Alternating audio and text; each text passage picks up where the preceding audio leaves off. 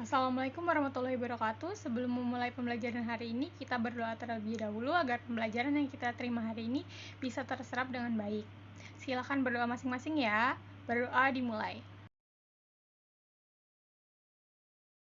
Berdoa selesai. Langsung saja kita mulai pembelajaran hari ini. Minggu kemarin Ibu sudah membahas materi mengenai bagaimana Islam bisa menyebar ke Nusantara tanpa adanya kekerasan ataupun perebutan wilayah. Justru dilakukan dengan cara damai lewat jalur perdagangan, perkawinan, pendidikan, dakwah, dan ilmu tasawuf. Hari ini Ibu mau membahas mengenai kerajaan-kerajaan Islam yang ada di Nusantara. Salah satu kerajaannya ada di dekat kita loh.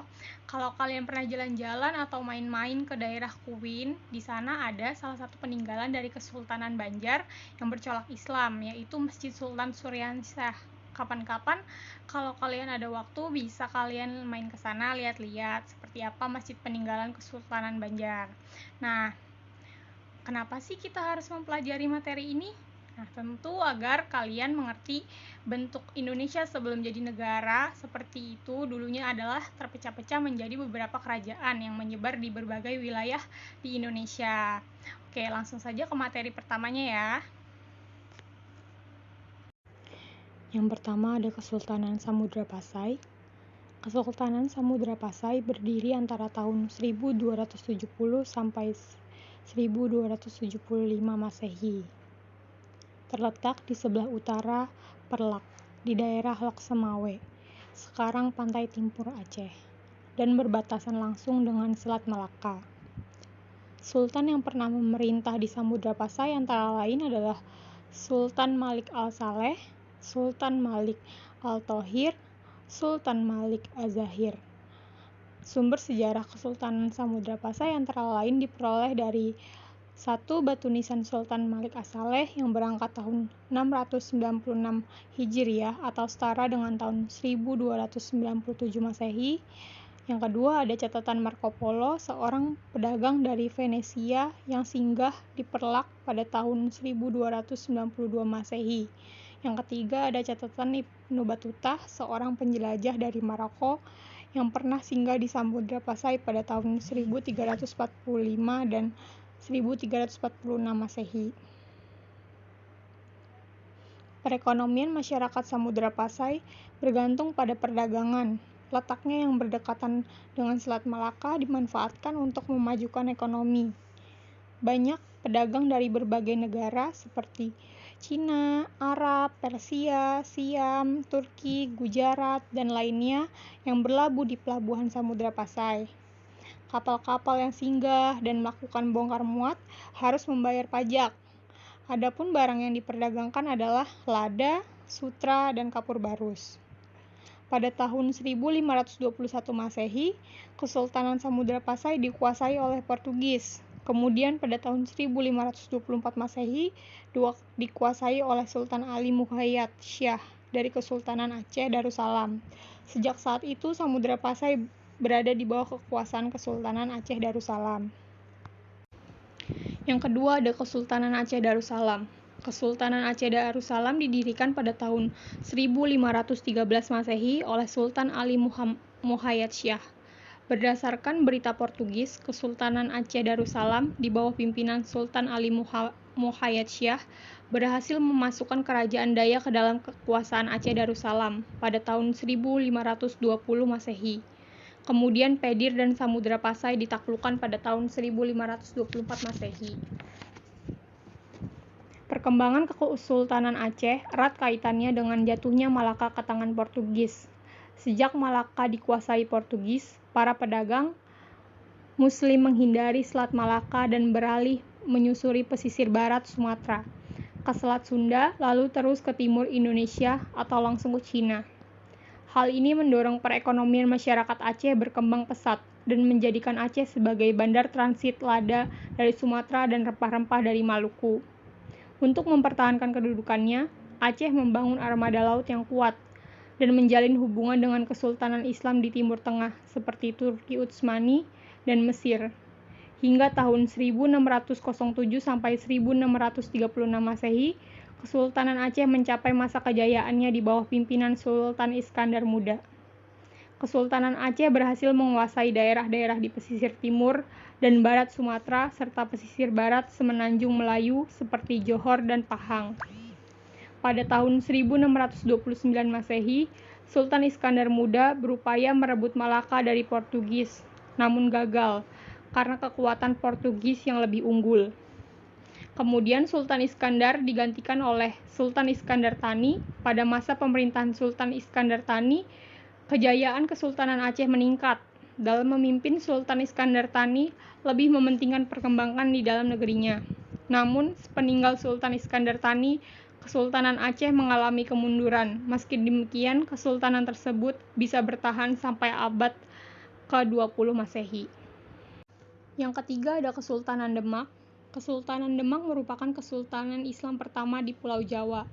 Kesultanan ini didirikan sekitar abad ke-15 Masehi oleh Raden Patah, yang merupakan keturunan Raja Brawijaya V, raja terakhir dari Kerajaan Majapahit. Awalnya Demak merupakan wilayah Majapahit. Seiring dengan kemunduran Majapahit, Demak menjadi kawasan mandiri yang kemudian menjadi sebuah kesultanan. Wilayah-wilayah di pantai utara Jawa yang sudah menganut Islam berada di bawah pengaruh Demak.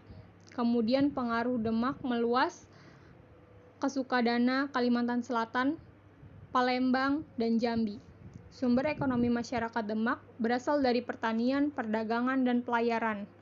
Setelah Malaka jatuh ke tangan Portugis, jalur perdagangan dialihkan sehingga wilayah-wilayah di Jawa seperti Jepara, Tuban, Sedayu, dan Gresik dijadikan sebagai tempat penghubung dengan daerah-daerah penghasil rempah-rempah. Pada tahun 1512 Masehi dan 1513, Demak membantu membebaskan Malaka di bawah pimpinan Adipati Yunus, namun gagal karena kekuatan Portugis yang lebih unggul.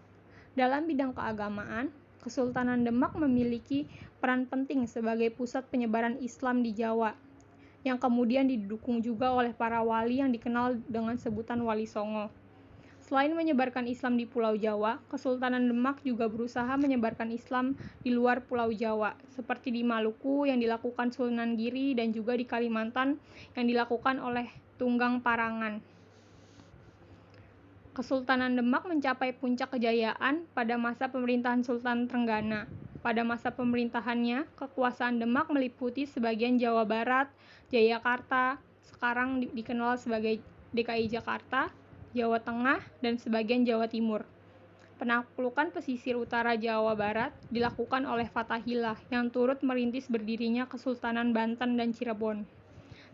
Setelah Sultan Trenggana wafat, Kesultanan Demak mengalami kemunduran. Salah satu penyebabnya adalah konflik antar keluarga kesultanan yang merebutkan tahta Demak.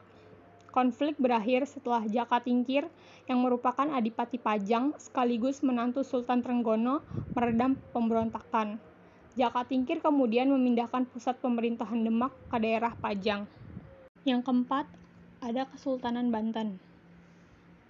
Sebelum menjadi sebuah kesultanan, Banten sudah berkembang menjadi kota pelabuhan penting di bawah kekuasaan Kerajaan Sunda. Pada tahun 1526 Masehi, Fathahillah dari Kesultanan Demak berhasil merebut Banten dari Kerajaan Sunda. Perebutan kekuasaan ini terjadi disebabkan oleh adanya kerjasama politik dan ekonomi antara Kerajaan Sunda dan Portugis. Hal ini dianggap membahayakan kedudukan Kesultanan Demak setelah kegagalan Adipati Yunus mengusir Portugis dari Malaka. Fathahillah kemudian mendirikan benteng pertahanan yang bernama Surosowan yang kelak menjadi pusat pemerintahan Kesultanan Banten. Selain membangun benteng pertahanan, Fathahillah juga mengembangkan Banten menjadi pusat perdagangan dan penyebaran agama Islam. Banten kemudian tumbuh menjadi kota perdagangan. Ketika Kesultanan Demak mengalami kemunduran, Banten akhirnya melepaskan diri dari pengaruh kekuasaan Demak. Kesultanan Banten mencapai puncak kejayaan pada masa pemerintahan Sultan Ageng Tirtayasa, tahun 1651 sampai 1682. Pada masa pemerintahannya, perekonomian Banten semakin berkembang. Perdagangan-perdagangan asing seperti Arab, Gujarat, Persia, Turki, Cina, Jepang, dan Eropa berlabuh di Banten.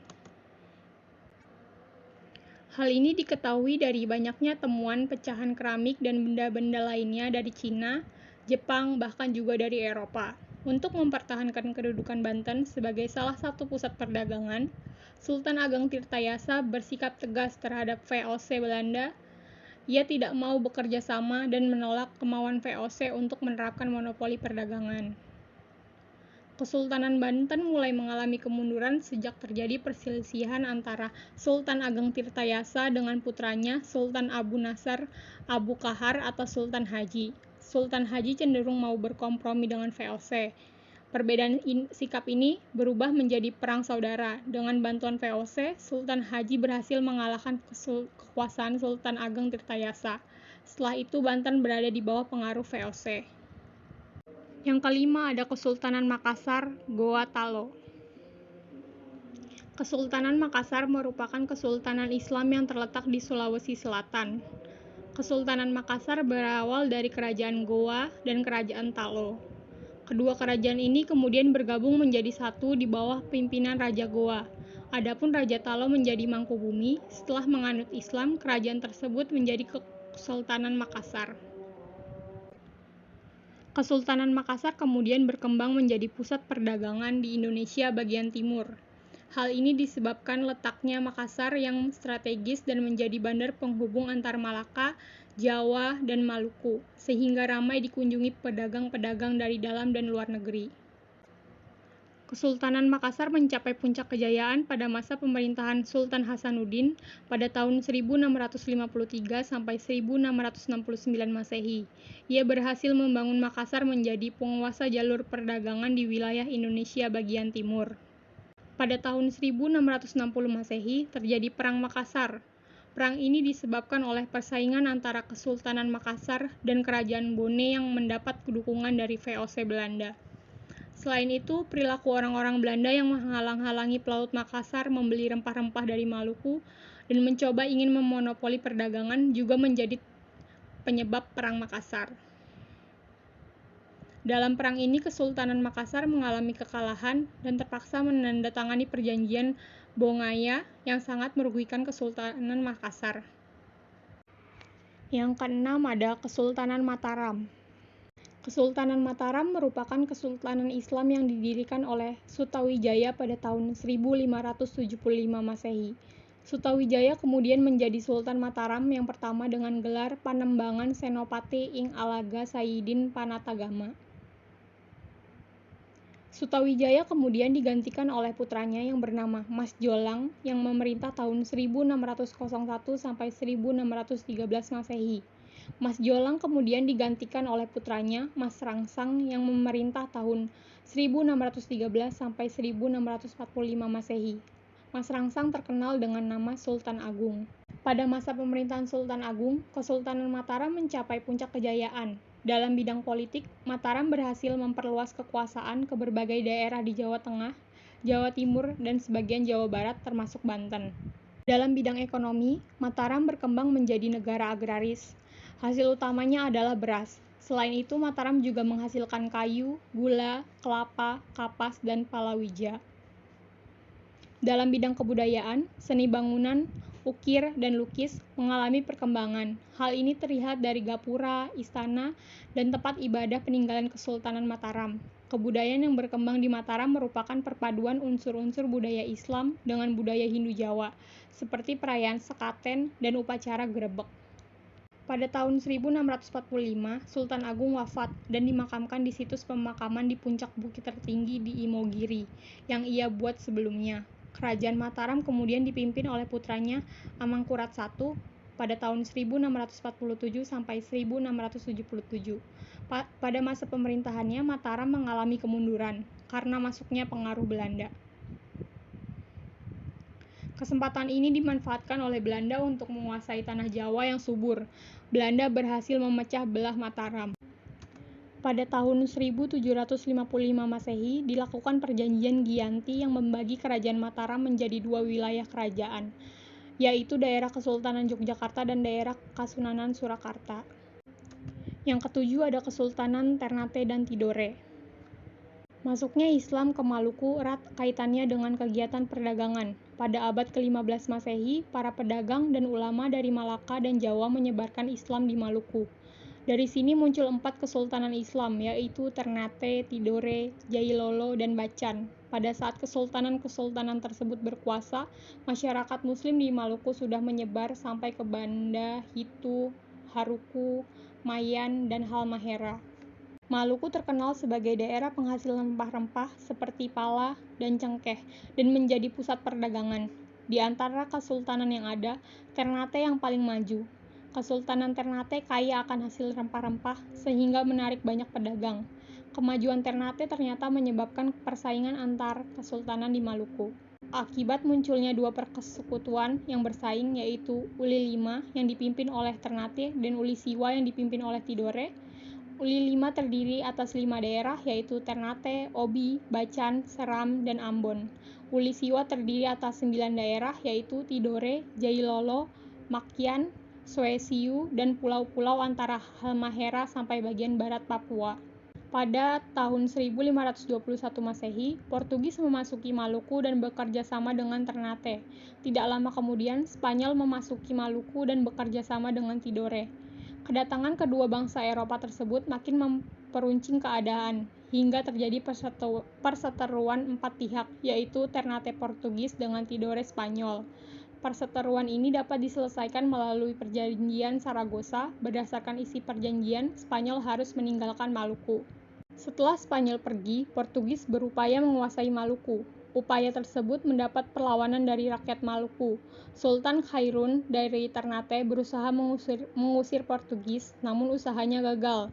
Perjuangan dilanjutkan oleh Sultan Abdullah pada tahun 1575 Masehi. Benteng Portugis di Ternate direbut, kemudian Portugis berhasil diusir dari bumi Maluku.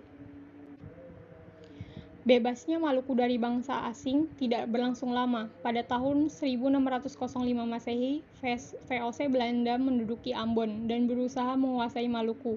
Belanda mendapat perlawanan sengit dari rakyat Maluku, di antaranya adalah perlawanan yang dipimpin oleh Sultan Nungku dari Tidore. Yang terakhir ada Kesultanan Banjar. Pada awal abad ke-16 di Kalimantan Selatan terdapat 3 kerajaan, yaitu Nagara Dipa, Nagara Daha, dan Banjar. Raja Kerajaan Banjar bernama Raden Samudra. Ketika Nagara Daha menyerang Kerajaan Banjar, Raden Samudra meminta bantuan militer kepada Kesultanan Demak. Raden Samudra berjanji jika Kesultanan Demak membantu berperang melawan Nagara Daha, ia bersama seluruh rakyatnya akan masuk Islam. Demak memenuhi permintaan itu. Dengan bantuan Demak, Kerajaan Banjar menang melawan Nagara Daha. Sesuai dengan perjanjian, seluruh rakyat Banjar masuk Islam. Kemudian Raden Samudra dinobatkan oleh Sunan Kudus menjadi Sultan Banjar yang pertama, dengan gelar Sultan Suryanullah atau Sultan Suryansyah. Ia memerintah pada tahun 1526 sampai 1545 Masehi. Kesultanan Banjar mengalami masa kejayaan pada awal abad ke-17 Masehi. Dalam bidang politik, Kesultanan Banjar berhasil menghimpun kekuatan militer yang kuat, hingga mampu membendung pengaruh politik dari Tuban, Arosbaya, Madura, dan Mataram. Dalam bidang ekonomi, perdagangan Kesultanan Banjar menjadi maju dengan lada sebagai komoditas utama. Selain itu, Kesultanan Banjar juga memperoleh penghasilan dari cukai perdagangan, karena letaknya yang strategis untuk jalur perdagangan. Dalam bidang keagamaan, lahir seorang ulama besar bernama Muhammad Arsyad Ibn Abdullah Al-Banjari. Beliau lahir di Martapura pada tahun 1710 Masehi. Atas biaya Kesultanan Banjar, beliau pergi ke Mekah menuntut ilmu. Sekembalinya dari Mekah, beliau mengajarkan ilmu agama Islam dengan kitabnya yang terkenal Sabil Al-Mutadin. Kesultanan Banjar mengalami kemunduran setelah masa pemerintahan Sultan Adam Al-Washik Billah tahun 1857 Masehi. Kemunduran ini disebabkan oleh campur tangan Belanda dalam pergantian Sultan-Sultan Banjar. Sekian penjelasan Ibu mengenai kerajaan-kerajaan Islam di Indonesia. Selanjutnya Ibu akan menjelaskan mengenai tugas-tugas yang akan Ibu berikan untuk pertemuan minggu depan. Setelah kalian menyimak materi yang Ibu jelaskan tadi, kalian bisa mengisi daftar hadir yang ada di description box. Jangan lupa berikan kesimpulan dari materi hari ini ya, seperti minggu kemarin. Nah, Ibu baca loh semua kesimpulan kalian. Dari kesimpulan yang kalian buat, Ibu bisa tahu kalian menyimak materi yang Ibu berikan atau tidak. Jadi, tolong untuk mengisi kesimpulan dengan benar ya. Dan Ibu ada tugas untuk kalian. Tugasnya yaitu membuat tulisan mengenai salah satu kerajaan yang sudah Ibu jelaskan hari ini. Pilih salah satu saja kerajaannya dan buat tulisan mengenai kerajaan tersebut. Tugasnya ditulis tangan ya, di kertas folio minimal 1 halaman. Tidak boleh kurang dari 1 halaman. Jika ditulis tangan, kalian bisa di-scan tugasnya. Kalian yang kalau misalnya nggak punya aplikasinya, Ibu ada link aplikasinya bisa kalian download, namanya Tab Scanner, ada di description box. Jangan lupa di bagian atas tugas kalian berikan nama lengkap dan juga kelas. Waktu pengerjaannya itu 1 minggu, jadi waktunya panjang banget ya buat kalian buat ngerjain. Jadi jangan lupa untuk dikerjakan juga dengan sungguh-sungguh, karena Ibu pasti periksa tugas kalian satu persatu dan Ibu baca. Ingat ya, tugas ini berpengaruh terhadap nilai kalian nanti di akhir. Jadi jangan tidak dikerjakan. Kalau nggak dikerjain ya nilainya kosong, nggak Ibu kasih nilai. Untuk yang selalu mengerjakan tugas tepat waktu dan menyimak materi Ibu ucapkan terima kasih.